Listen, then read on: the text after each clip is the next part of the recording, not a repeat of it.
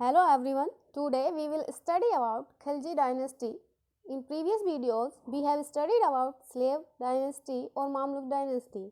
We studied that the last king of slave dynasty was Qumars, that was killed by Jalaluddin Khilji, and he ascended the throne. In this video, we will study about Jalaluddin Khilji, his policies and campaigns. So let's start our video. Khilji dynasty from 1290 to 1320. This was the second dynasty of the Delhi Sultanate. So let's start our study about Khilji dynasty. The Khiljis or Khilji dynasty was a Turco-Afghan dynasty which ruled on the Delhi Sultanate, covering large part of the Indian subcontinent for nearly 3 decades between 1290 and 1320. Founded by Jalaluddin Firoz Khilji as the second dynasty to rule the Delhi Sultanate of India, it came to power through a revolution that marked the transfer of power from the monopoly of Turkish nobles to the heterogeneous Indo-Musalman nobility. Its rule is known for conquest into present-day South India and successfully fending off the repeated Mongol invasion to India.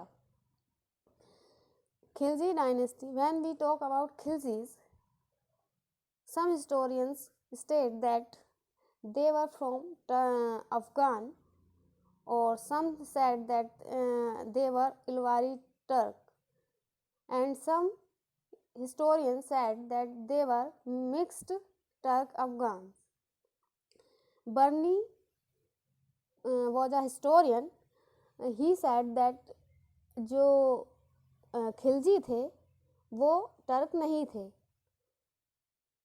वो कहता है कि मतलब वो अच्छे परिवार से तो थे लेकिन वो टर्क नहीं थे, वो उनको टर्क नहीं मानता.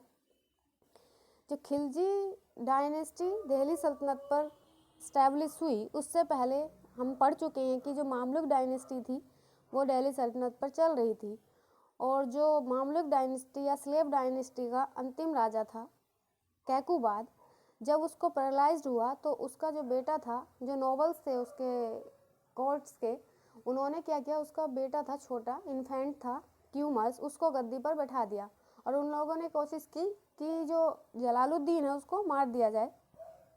लेकिन जलालुद्दीन ने क्या किया, उल्टा उन लोगों को मार दिया और अपने आप जो था रीजेंट बन गया, और कुछ समय बाद उसने क्यूमर्स को शासन से हटा दिया और खुद जो था अपना थ्रोन पे कब्जा कर लिया. तो जो खिलजी थे उनको जब खिलजियों ने शासन शुरू किया तो इनके शासन को एक क्रांति के रूप में माना जाता है. क्यों? क्योंकि इसके बहुत सारे रीजन्स हैं. There are so many reasons. Now we will talk about them. क्योंकि खिलजी से पहले जो शासन था, जो स्लेव डायनेस्टी शासन करती थी, उन लोगों ने अपने जो शासन में धर्म को, रिलीजन को बहुत ज़्यादा इम्पोर्टेंस दी. रिलीजन्स को, उलेमास को, खलीफास को. जैसा कि हमने पढ़ा था, जो इल्तुतमिश था उसने खलीफा से अपना मतलब फ्रीडम को मतलब किया था, फ्रीडम मांगी थी उससे. एंड बलबन था, उसने भी खलीफा के नाम से ही शासन किया. उसने उन्हें जो कॉइन्स थे उन पे नायब खुद खलीफा का सहायक आदि जो टाइटल्स थे वो इस्टेब्लिश किए थे. तो जो पहले जितने भी स्लेव रूलर थे स्लेव डायनेस्टी के, उन लोगों ने सबको ने जो रिलीजन था उसको बहुत ज़्यादा इम्पोर्टेंस दी थी पॉलिटिक्स में ना. लेकिन जब खिलजीज आए तो इन लोगों ने पॉलिटिक्स और रिलीजन को बिल्कुल सेपरेट कर दिया. ठीक है, मिक्स नहीं किया. उन लोगों ने अपनी अलग से पॉलिसी बनाई.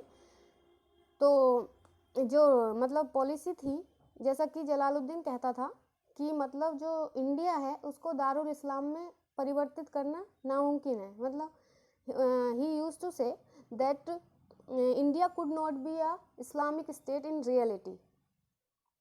ठीक है, उसने मान लिया था कि मतलब इसको दारुल इस्लाम या कि मुस्लिम राज्य में बदलना नामुमकिन है. इसलिए वो जो था शासन करता था, उसका कहना था कि हम शासन जो है, जो हम जिन लोगों पर शासन कर रहे हैं उनकी इच्छा से हम लोगों को शासन करना चाहिए. मतलब हमारी जो जनता है वो खुश रहनी चाहिए. इसलिए अगर हमारी जनता खुश रहेगी तो हम ज़्यादा लंबे समय तक शासन करेंगे। अदरवाइज अगर डर है और डर का और भय का जो शासन है वो ज़्यादा लंबे समय तक नहीं रह सकता।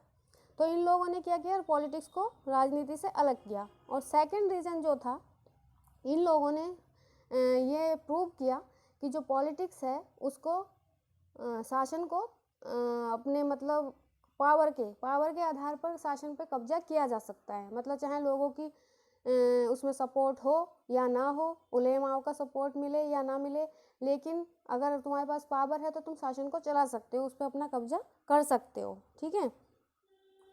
और खिलजी क्रांति ने जनमत संग्रह से को भी सिद्ध कर दिया, क्योंकि इन्होंने जनमत का संग्रह किया। जनता के ही डर से जलालुद्दीन खिलजी कुछ समय तक दिल्ली नहीं आया था। जब जो जलालुद्दीन खिलजी था, जब उसने क्यूमस को हटाकर खुद अपना राज्य अभिषेक कराया था, तो उसने क्लोखरी का एक किला था वो वहीं पर रहा कुछ दिन तक, 1 साल तक उसने वहीं से शासन किया। उसे डर था कि अगर वो दिल्ली आएगा तो जनता उसको एक्सेप्ट नहीं करेगी, इसलिए उन्होंने जनमत का भी को भी प्रूव किया, है ना। So let's start now. We will talk about Jalaluddin Khilji.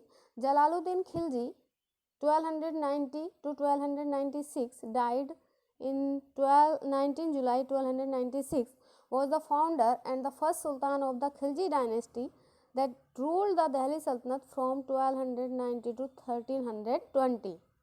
Jalaluddin Khilji जो था वो खिलजी डायनेस्टी का पहला राजा था और उसका फाउंडर था। जो खिलजी डायनेस्टी जिसने 1290 से 1320 तक दिल्ली पर शासन किया। Originally named Firoz, Jalaluddin started his career as an officer of the Mamluk dynasty and rose to an important position under Sultan Muizzuddin Qaqqubad. After Qaqqubad was paralyzed, a group of nobles appointed his infant son Samsuddin Qumars as a new sultan and tried to kill Jalaluddin. Instead, Jalaluddin had them killed and became the regent. A few months later, he deposed Qumars and became a new sultan. जो जलालुद्दीन खिलजी था उसका असली नाम क्या था? फिरोज। ठीक है, उसका असली नाम था फिरोज। और वह जब मुइजुद्दीन कैकुबाद का शासन चल रहा था, स्लेव डायनेस्टी या मामलुक डायनेस्टी का जो राजा था मुइजुद्दीन कैकुबाद, उसके शासन में वो एक ऑफिसर था। एक ऑफिसर के रूप में उसने अपना करियर स्टार्ट किया था और जल्द ही एक अच्छी इंपॉर्टेंट पोजीशन पर वह आ गया था। लेकिन जब कैकुबाद को पैरालाइज्ड हुआ तो जो उसके नॉवेल्स थे उन लोगों ने उसके इन्फेंट, जैसा कि मैंने बताया, शमसुद्दीन क्यूमर्स को उन लोगों ने सन राजा के रूप में अपॉइंटेड कर दिया। ठीक है, और वो लोग चाहते थे कि जो जलालुद्दीन है उसको मार दिया जाए, लेकिन जलालुद्दीन ने उल्टा क्या किया, उन सब लोगों को मार दिया और खुद ही रीजेंट बन गया। और कुछ महीने बाद उसने क्यूमर्स को डिपोज कर दिया और खुद नया सुल्तान बन गया। ठीक है, जलालुद्दीन जो था उसकी टाइटल थे इब्ने सईफ और शाइस्ता खां। इब्ने सईफ which means the son of sword, son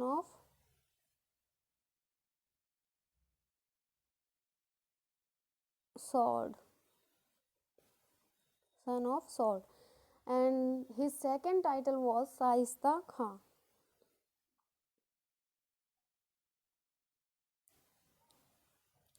Shaista Khan, okay.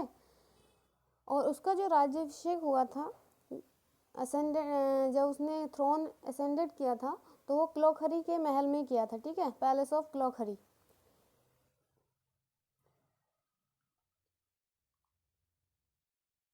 और जब उसने क्लोखरी के महल में मतलब बैठा, उसका राज्याभिषेक हुआ, तो वो 1 साल तक क्लोखरी के शासन से ही किले से ही राजा अपना शासन करता रहा और डर के मारे दिल्ली नहीं आया कि कहीं नागरिकों द्वारा उसको मतलब मार ना दिया जाए। और जब क्लोखरी से वो राज्य कर रहा था, वहीं उसने उसको राजधानी बना लिया। उसके बाद जो फखरुद्दीन था, दिल्ली का जो कोतवाल था, उसने अपने और नागरिकों, जो दिल्ली के जो जनता थी, वहाँ के जो पीपल्स थे, उन्होंने उसको इनवाइट किया, तब उसके बाद वह दिल्ली आया। ठीक है, और जब वह राजा बना उसकी एज थी एट द एज ऑफ 70। जब वो राजा बना तो 70 साल का हो चुका था, समझिए, ठीक है। तो जो उसके विचार थे, अब देखो जो 70 ईयर का आदमी होगा तो उसकी मतलब कैसी पॉलिसीज़ होंगी। ऑफ कोर्स जब इतना बूढ़ा इंसान होगा तो वो अपने बहुत ज़्यादा शांतिपूर्वक शासन करना चाहेगा, है ना, लड़ाई झगड़े ज़्यादा नहीं करना चाहेगा। तो ऐसी ही उसकी जो पॉलिसीज़ थी वो उसके नेचर से रिलेटेड थी और वो बहुत ज़्यादा शांत प्रवृत्ति का था और ज़्यादातर मतलब लड़ाई झगड़े नहीं करना चाहता था। बर्नी ने कहा है कि वह एक चींटी को भी नुकसान नहीं पहुंचाना चाहता था, ठीक है। उसकी नीति नहीं थी, उसकी पॉलिसी नहीं थी कि वो एक एंट को भी नुकसान पहुंचाए या उसको भी मारे। और जैसा कि बर्नी कहता है कि he used to say that I am a old Muslim, I am an old मुस्लिम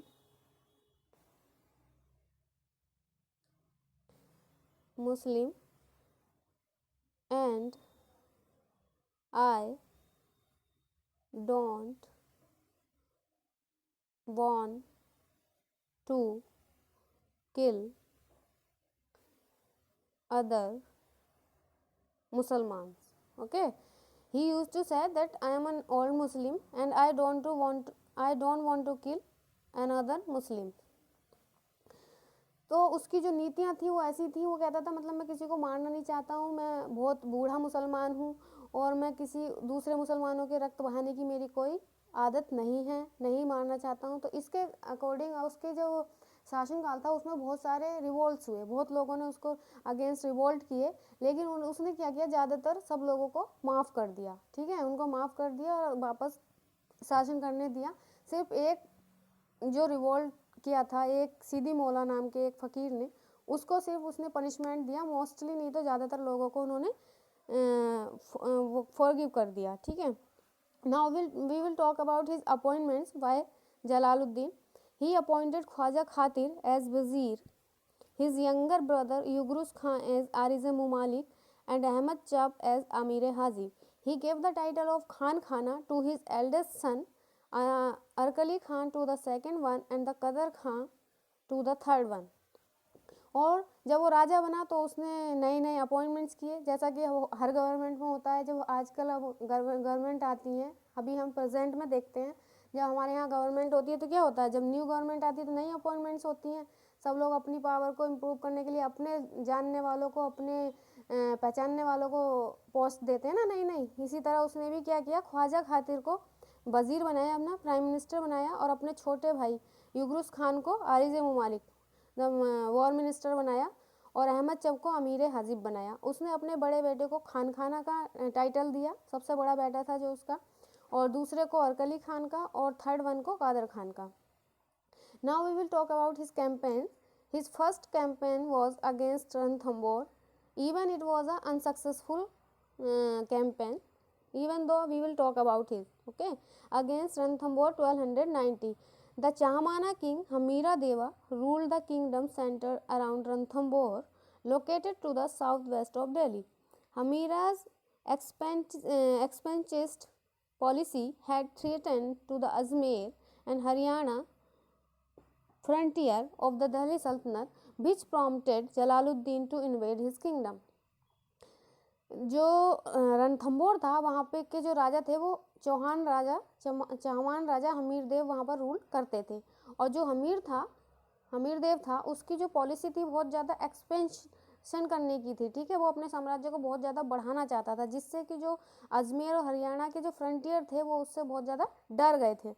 तो इन्हीं सब पॉलिसी से प्रॉम्प्टेड होकर जलालुद्दीन ने उसकी किंगडम को इन्वेड करने के लिए सोचा। According to Delhi chronicler Jalaluddin Burni, he abandoned the siege when he came out to inspect the progress of construction and realized the ensuing siege would cost many Muslim lives.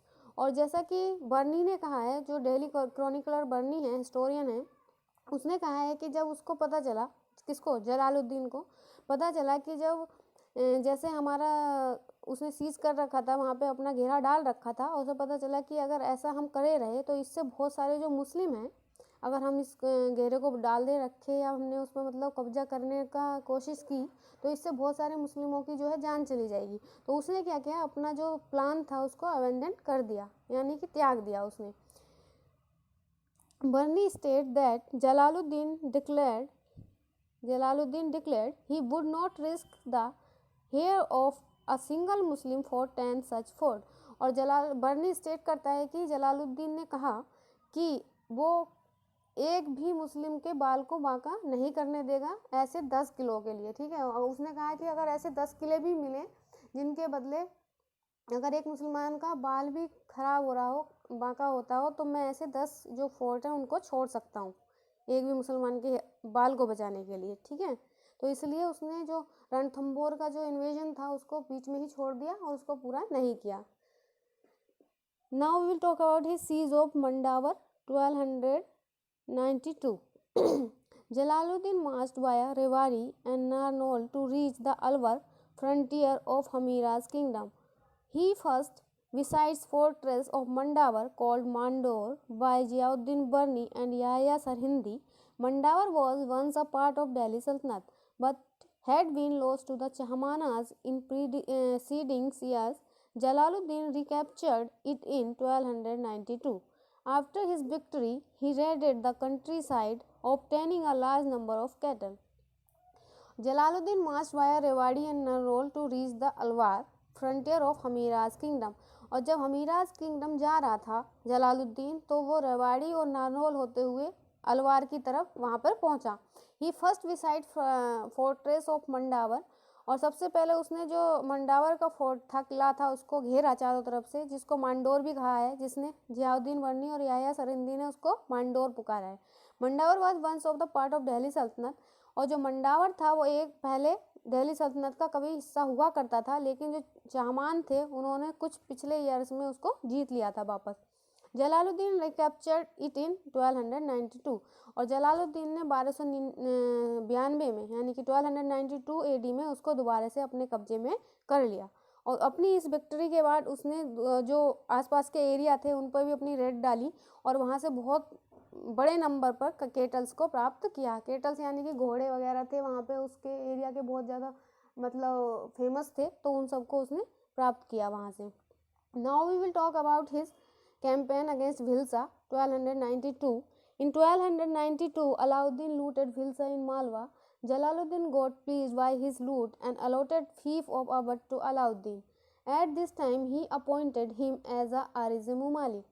और भिलसा में 1292 में अलाउद्दीन ने भिलसा को, मालवा का एक एरिया था भिलसा, उसको लूटा। कब? 1292 में। किसने लूटा था? अलाउद्दीन ने, क्योंकि उस टाइम किंग सुल्तान तो जलालुद्दीन था, लेकिन जो काम कर रहा था, जो उसके सेनाओं का जो नेतृत्व कर रहा था वो अलाउद्दीन कर रहा था, ठीक है। अलाउद्दीन उस टाइम उसका, तो जब उसने भिलसा को लूटा तो जलालुद्दीन इससे बहुत ज़्यादा खुश हुआ और उसने जो अवध की फीफ थी, अवध की जो इक्ता थी, वो अलाउद्दीन को एक प्रेजेंट के रूप में दी, ठीक है, रिवॉर्ड के रूप में दे दी। और उसको आरिज़-ए-मुमालिक भी अपॉइंट किया गया। आरिज़-ए-मुमालिक यानी कि minister of war. And Devagiri 1296। In 1296 Alauddin campaigned against Devagiri. The king of Devagiri was Ramchandra Dev. He was a Yadav king. Alauddin defeated him and obtain great wealth. और इन 1296 में अलाउद्दीन ने देवगिरी के अगेंस्ट एक कैंपेन किया। वहाँ पे एक यादव राजा रामचंद्र देव राजा का शासन कर रहा था उस टाइम, और अलाउद्दीन ने उसको हराया और बहुत सारी वहाँ से वेल्थ प्राप्त की।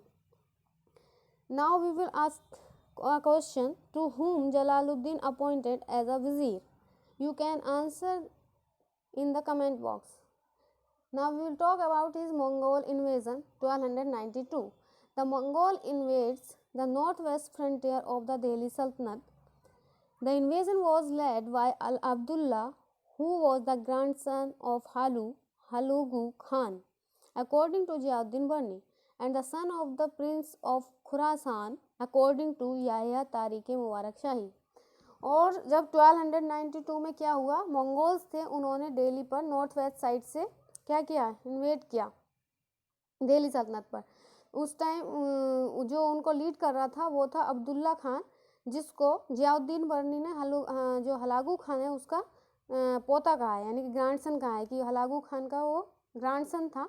लेकिन जो याहिया बिन सरहिंदी है, जो तारीख़ मुबारक शाही का लेखक है, राइटर है, उस टाइम का क्रॉनिकलर है, अनोदर क्रॉनिकलर याहिया बिन सरहिंदी, उसने उसको खुरासान के प्रिंस का बेटा कहा है। ठीक है, खुरासान के प्रिंस का बेटा था किसके अकॉर्डिंग? याहिया बिन सरहिंदी के। ठीक है, तारीख़ मुबारक शाही का राइटर है याहिया बिन सरहिंदी, उसके अकॉर्डिंग तो क्या था वो?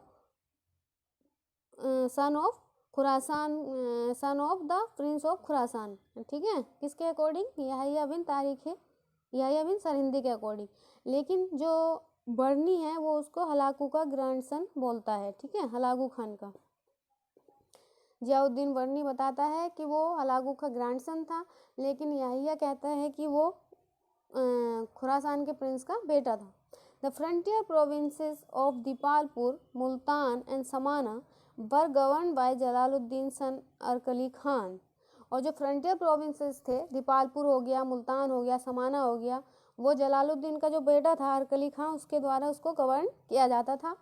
Jalaluddin personally led an army to repulse his invaders. और जलालुद्दीन खुद उस एक आर्मी को लेड करके गया उस इन्वेडर्स को वापस भगाने के लिए।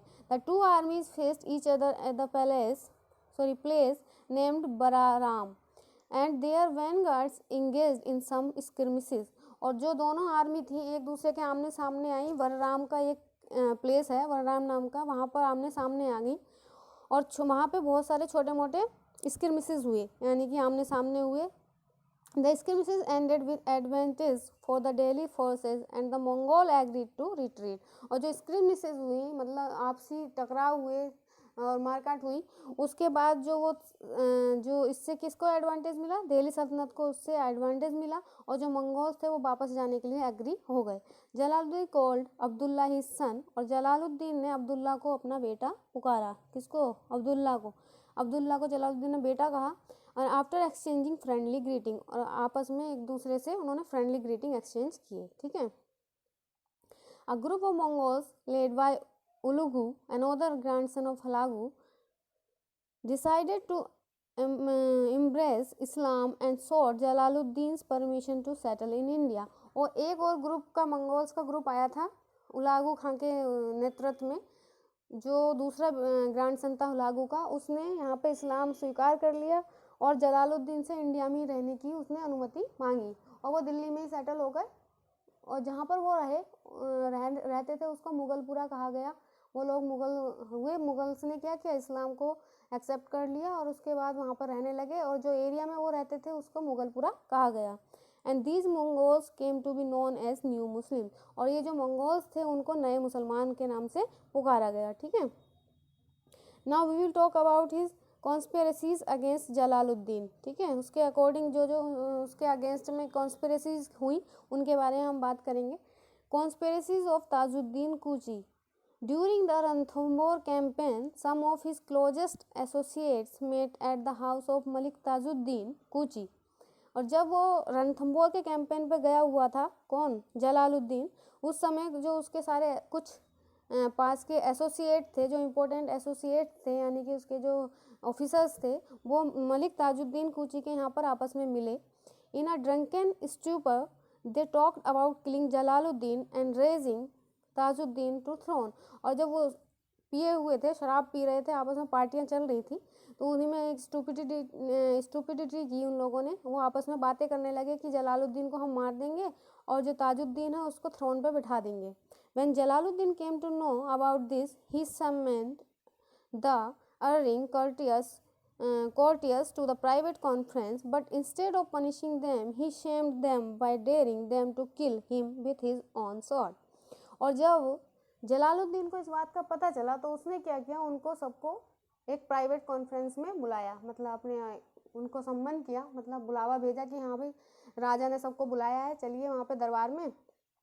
तो जब दरबार में पार्टी चल रही थी तो सबने सोचा अब तो हम पनिश किए जाएंगे, लेकिन उसने क्या किया? उनको पनिश नहीं किया, बल्कि उसने क्या किया? अपनी तलवार जो थी वो कूची के सामने फेंक दी और कहा तुम मुझे मारना चाहते हो तो चलो मार लो, ठीक है, खुश हो जाओ। तो इससे क्या हुआ? सारे लोग बहुत ज़्यादा शर्मिंदा हुए और उन लोगों ने उससे माफ़ी मांगी, तो उसने उन सबको फिर से माफ़ कर दिया और आपस में फिर सब ने आराम से पार्टी में खाया पिया मौज की और फिर सब एक जैसे हो गए। ठीक है। Now we will talk about alleged conspiracy of Sidi Maula. और सीदी मौला की एक कॉन्स्पिरेसी हुई थी उसके टाइम में, उसके बारे में बात करेंगे। सीदी मौला was a foreign-born religious leader who belonged to a sect of unorthodox Muslim dervishes. He owned a huge khanqa and had been reputed for his vast charity since the reign of Kekuwar. Sidi Molla allegedly planned to kill Jalaluddin to become Khalifa, although these allegations were never proven. जो सीदी मौला था एक विदेशी religious leader थे, एक विदेश के मतलब बाहरी फॉरेन के, और जो एक अनऑर्थोडॉक्स सेक्ट यानी कि जो एक ग्रुप होता है, समूह होता है, धार्मिक समूह होता है, अनऑर्थोडॉक्स अपारंपरिक धार्मिक समूह से बिलीव करते थे। वो दरविश थे, दरविश बोलते हैं, सूफी संत टाइप के थे। ठीक है। उनकी एक बहुत बड़ी खानका थी और बहुत ज़्यादा मतलब रेपुटेड थे, वो बहुत ज़्यादा चैरिटीज़ किया करते थे। कब से? कैकुबाद के टाइम से बहुत ज़्यादा फेमस थे और बहुत ज़्यादा चैरिटीज़ करते थे। तो सीधा ऐसा कहा जाता है कि जो सीदी मौला थे उन्होंने जलालुद्दीन को मारने का प्लान बनाया। ठीक है। और ख़ुद वो खलीफा बनना चाहता था और इसलिए उसने सोचा कि जलालुद्दीन को मार दिया जाए। लेकिन जो सभी हिस्टोरियंस है इस बारे में मतलब एक मत नहीं है, एग्री नहीं है। कुछ लोग मतलब ये कहते हैं कि मतलब ये प्रूव नहीं था, सिर्फ ये कहते हैं ओरल एलिगेशन था, सिर्फ एक ओरल एलिगेशन था, इसका कोई रिटर्न में मतलब प्रूव नहीं है, प्रूव नहीं मतलब हुआ था ये। तो Jalaluddin turned to Sidi Molla and lost his composure when Sidi Molla repeatedly denied his involvement in the conspiracy. And annoyed, Jalaluddin asked a group of Qalandars to knife Sidi Molla. Arkali Khan later had the wounded Sidi Molla crushed under the feet of an elephant. और उसके बाद जलालुद्दीन ने क्या किया, सीदी मौला से वो बहुत ज़्यादा गुस्सा हो गया। उसने जब सीदी मौला रिपीटेडली मना करता रहा कि वह उस कॉन्स्पिरेसी में इन्वॉल्व नहीं है, कहता रहा, लेकिन उसने नहीं माना और वो बहुत ज़्यादा गुस्सा हुआ और उसने उसको चाकू से मारने के लिए, कलंदर्स को चाकू से मारने के लिए उसको आदेश दे दिया। और उसके बाद जब उसको चाकू मार दिया गया, उसके बाद अरकली खान ने क्या किया, उसको जब वो घायल था सीदी मौला, तो उसको हाथी के पैर के नीचे कुचलवा दिया गया। इस प्रकार सीदी मौला का अंत हो गया। Now we will talk about Malik Chhajju's revolt 1290. Chhajju styled himself as Sultan Mughisuddin and declared his independence. As a mark of his sovereignty, he issued his own coins and had the khutbah read on his name. Alauddin Khilji defeated and captured him, but by Jalaluddin he was sent to honorable confinement at Multan instead of being executed. और एक और था novel था मलिक छज्जू। ये जो था किसलू खां भी कहा जाता है इसको, Kisli Khan.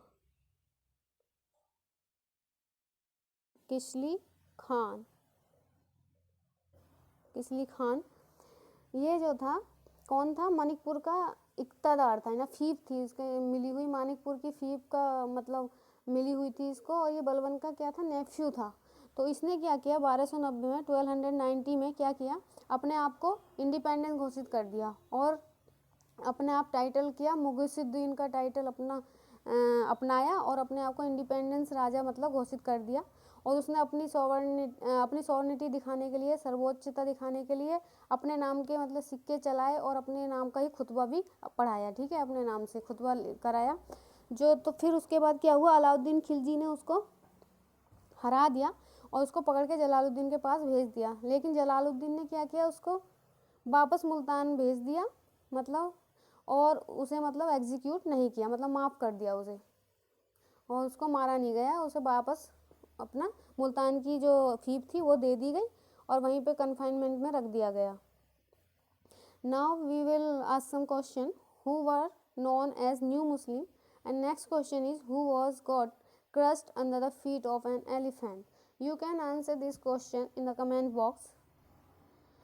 Now we will talk about his assassination. In June 1296, Jalaluddin marched to Kara with a large army to meet Ali during the holy month of Ramzan. Jalaluddin continued his journey to Kara, reciting Quran on the boat. When he landed at Kara, Ali's retinue greeted him, and Ali ceremoniously threw himself at his feet. Jalaluddin lovingly raised Ali, gave him a kiss on cheek, and chided him for doubting his uncle's affection. At this point, Ali signaled his follower Muhammad Salim, who struck Jalaluddin with his sword twice. Jalaluddin survived the first blow and ran towards his boat, but the second blow killed him. Ali raised the royal canopy over his head and proclaimed himself the new sultan. जब अलाउद्दीन खिलजी ने 1296 में देवगिरी को लूटा था, वहाँ से बहुत सारा उसको धन मिला था। तो जो जलालुद्दीन था उसको उसने धन नहीं भेजा, लेकिन अपना भाई था उसका, अलाउद्दीन खिलजी का भाई था जिसका नाम था अलमास बेग, उसने उसको जलालुद्दीन के पास भेज दिया एक लेटर लेके और कहा कि मतलब आप वहाँ से मुझसे मिलने यहाँ पर आए। जो तो अहमद चप था, अमीर हाजिब था जो जलालुद्दीन का, उसने कहा कि भाई तुम उससे मिलने मत जाओ, हो सकता है उसकी कोई चाल हो और तुमको मार दे वो वहाँ ले जाके। लेकिन जो जलालुद्दीन था वो उसने उसकी बात नहीं मानी और वो चल दिया अपने साथ सेना लेके। उसके साथ 1000 कुछ सैनिक थे, 1000 लगभग आई थिंक सैनिक थे, उनके साथ वो लेके चल दिया कि मैं उससे जाके मिलूँगा। और उसने अहमद शब से कहा कि तुम दूसरी तरफ से सेना लेके आना, ठीक है। तो जब जलालुद्दीन उससे मिलने जा रहा था तो वहाँ जो गंगा नदी पड़ती थी तो उसको पार करके जाना पड़ता था। कड़ा मानकपुर का एक वो था पैलेस, तो वहाँ पे उसको जाना था। तो जो जलालुद्दीन था वो जा रहा था, तो जलालुद्दीन से मिलने अलाउद्दीन ने अपना जो भाई था वो भेजा और उससे कहा कि हाँ तुम मिल के आओ। सलीम को भेजा वहाँ पे, इख्तियारुद्दीन हूद को। तो वो गया उसके पास, उसने कहा कि जलालुद्दीन ने कहा, बहुत ज़्यादा गुस्सा हुआ कि बताओ मैं यहाँ राजा हूँ, यहाँ पे उससे मिलने आया हूँ और वो मुझे यहाँ पे लेने भी नहीं आया है। तो उसने उसको बहुत ज़्यादा मतलब एक्सप्लेन किया कि नहीं राजा वो तो आपकी बहुत ज़्यादा इज्जत करते हैं, बहुत ज़्यादा आपको मानते हैं, वो आपकी तैयारी कर रहे हैं, आपके स्वागत की तैयारियाँ कर रहे हैं वहाँ, इसलिए नहीं आए और हम लोग आपको लेने आए हैं यहाँ पे। तो जो जलालुद्दीन था वो ज़्यादा मतलब एग्री हो गया, मान गया उसके एक्सप्लेनेशन को और चल दिया अपना बोट में बैठ के। और जो उसके सैनिक थे वो पीछे ही छोड़ दिए उसने, कि वो मान गया कि हाँ भी मेरा भतीजा है, वो तो ऐसा कुछ नहीं करेगा, मतलब उस पर उसको ट्रस्ट कर लिया उसने। और वो जा रहा था अपने नाव में बैठ के आराम से कुरान पढ़ता हुआ, रमज़ान का महीना था, कुरान पढ़ता हुआ गया। और जब वो उतरा उधर वहाँ दूसरी तरफ, तो जो अली गुरसफ था यानी कि अलाउद्दीन खिलजी था, वो उसे बहुत अच्छी तरह से गले मिला, उसके पैर छुए उसने। तो जलालुद्दीन अपने आप पे शक करने लगा, अरे मैं तो खाली बिना मतलब अपने आप शक कर रहा था अपने भतीजे पे, मतलब इतना अच्छा है। उसने उसे उठाया और उसको किस विस किया उसके चीक्स पे। लेकिन जब वो गले लग रहे थे तो जो अलाउद्दीन था उसने क्या किया, अपना जो फॉलोअर थे, अपना जो साथी थे उसके, इख्तियारुद्दीन हूद, उसका नाम था इख्तियारुद्दीन हूद, उसने उसकी तरफ इशारा कर दिया और उसने क्या किया, ली अपने चाकू तलवार ली और उस पर हमला कर दिया, जलालुद्दीन पर हमला कर दिया। उसने 2 बार एकदम अटैक किया उस पर। फर्स्ट अटैक से तो बचकर जो जलालुद्दीन भागा नाव की तरफ, लेकिन जब उसने सेकंड अटैक किया तो उसकी डेथ हो गई वहाँ। और जो अलाउद्दीन था उसका साथी था इख्तियारुद्दीन, उसने उसका सिर काट दिया जलालुद्दीन का, ठीक है, काट दिया और बस ख़त्म कहानी हो गई किसकी, जलालुद्दीन की। और अलाउद्दीन ने खुद को अपना राजा घोषित कर दिया, बन गया नया राजा।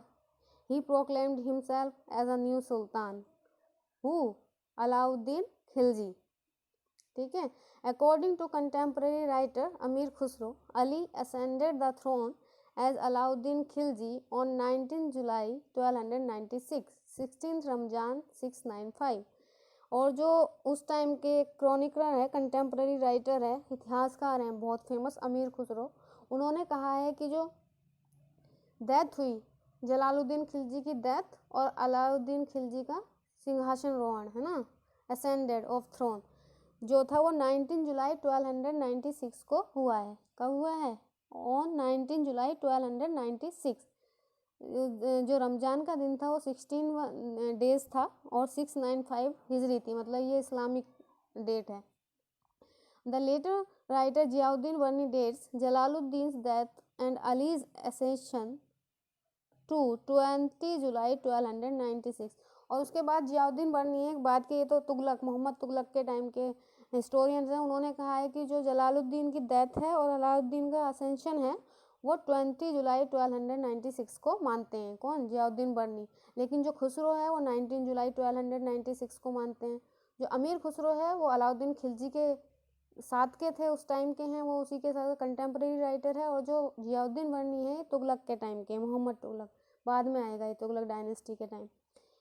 सो द अमीर खुसरो इज़ मोर रिलायबल, इसलिए जो अमीर खुसरो है उसको ज़्यादा रिलायबल माना जाएगा, है ना, क्योंकि जो उस टाइम है, अगर तुम हो अभी इस टाइम जो भी हमारे राइटर्स हैं वो लिख रहे हैं बातें, वो ज़्यादा अप्रूवल होंगी ना उसके, more than in future writers, इसीलिए अमीर खुसरो को ज़्यादा रिलायबल माना जाता है।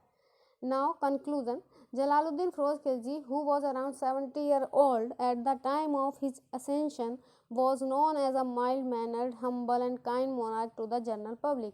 और जो जलालुद्दीन फिरोज खिलजी था, जो 70 साल के एज के लगभग राजा बना, उस टाइम असेंशन हुआ, बहुत ज़्यादा माइल्ड मैनर्ड था, हम्बल था और बहुत ज़्यादा काइंड मोनार्क माना जाता है वो, है ना, जनरल पब्लिक में। ऐसा ही पढ़ ही चुके हैं हम लोग कि मतलब वो जैसा बर्नी कहता है कि वो चींटी को भी नहीं मार सकता था, वो कहता था कि I am an old Muslim and I don't want to kill any other Muslim. So Jalaluddin succeeded in overcoming of opposition of Turkish nobles and ascended the throne of Delhi in January 1290। Jalaluddin was not universally accepted। Jalaluddin जो था उसने 1290 जनवरी 1290 AD में Turkish Nobel को हराया और खुद को throne पर इस्टेब्लिश किया। ठीक है, खुद दिल्ली की सल्तनत का जो सिंहासन था उसे प्राप्त किया। और जो जलालुद्दीन था वो इसलिए उसको यूनिवर्सली एक्सेप्टेड नहीं किया गया था, यानी कि जो नॉबल्स थे वो उसे एक्सेप्ट नहीं कर रहे थे, और जो जनता थी दिल्ली की वो सोचती थी कि इसने राजा को मार दिया है यहाँ के, और खुद मतलब उसको वो कर लिया है, थ्रोन को छीन लिया है राजा से, इसलिए जो जनता थी वो भी उसको अपना नहीं मानती थी। During his 6-year reign 1290 to 1296, Balwan's nephew revolted due to assumption of power and the subsequent sidelining of nobility and commanders serving the Mamluk dynasty.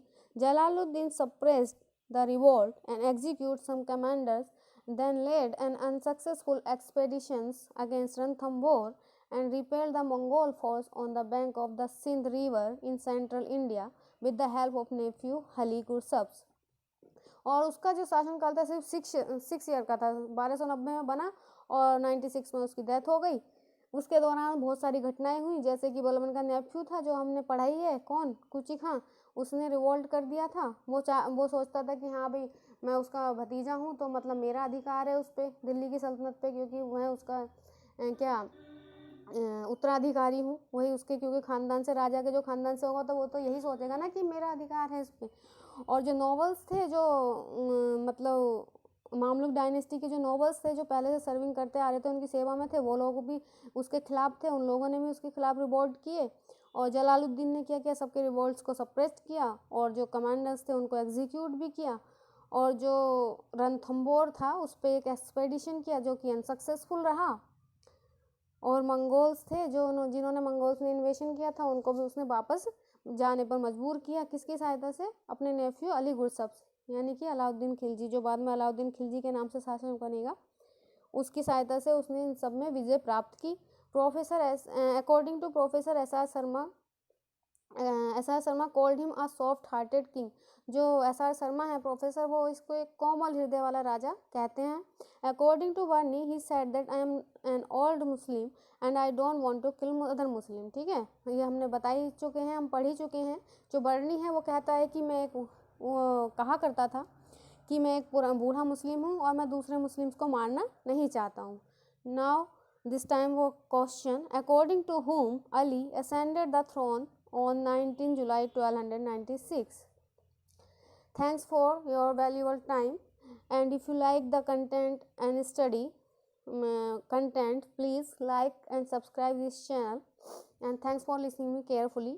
In next video we will study about Alauddin Khilji. Thank you very much again.